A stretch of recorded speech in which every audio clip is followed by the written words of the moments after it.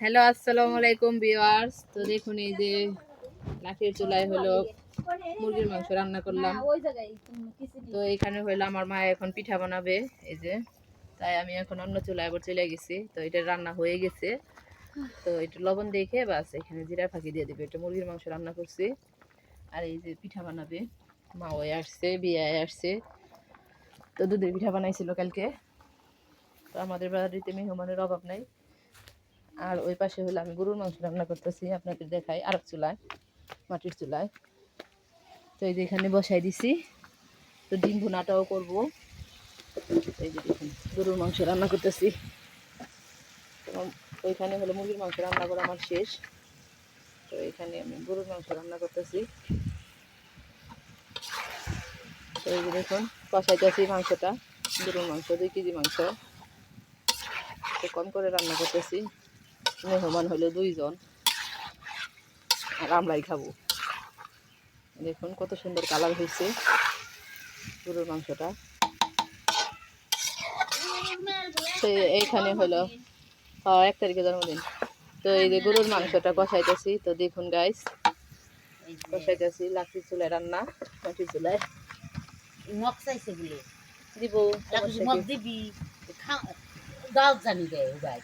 আচ্ছা দিবনি। তো দেখুন দবদবায় আগুন জ্বলছে, তো কিছুক্ষণের মধ্যে হয়ে যাবে।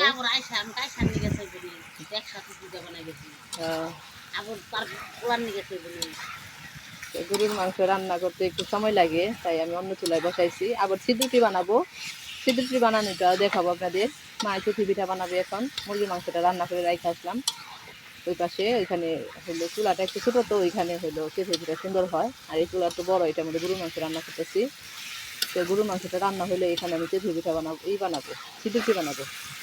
চুথি পিঠাটা ওই পাশে পোলাও রান্না করবো। আবার এই যে ডিমগুলা ভুনা করবো, এই ডিমগুলা ভুনা করবো। আবার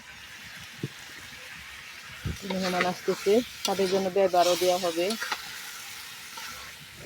তো 2 জন আসছে অলরেডি কালকে বিকালে, আর 2 জন দুপুরে আসবে,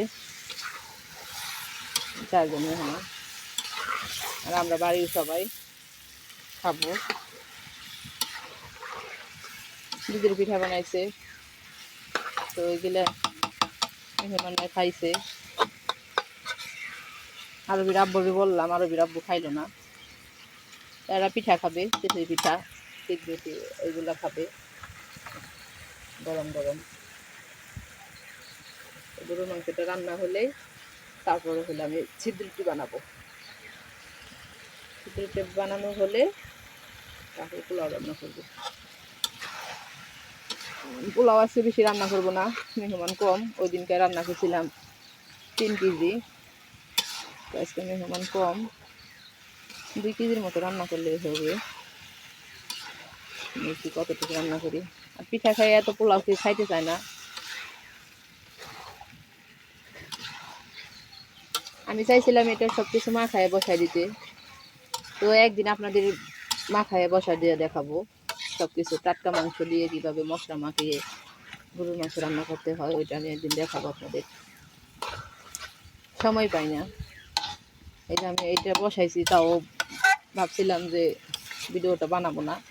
মাই বলতেছে যে ভিডিওটা বানাও, দেখাও সবাই রে কী কী রান্না করতেছো, তাই বানাইতেছিলাম। আমার লাকড়ি চুলায় রান্না করতে ভালোই লাগে। লাকড়ি চুলায় রান্না অনেক টেস্ট হয়, খাইতে মজা, ভীষণ মজা। তো আরবি আব্বাই তো অনেক পছন্দ করে মাংস টাংস রান্না করলে লাকড়ি চুলায় অনেক ভালো হয়। আর আমাদের চুলায় রান্না করলে বেশি একটা সময় লাগে না, কারণ আমাদের চুলাগুলো অনেক জ্বলে, আগুন ধপধপ করে জ্বলে। এই যে দেখুন অনেক আগুন, তাপ বেশি।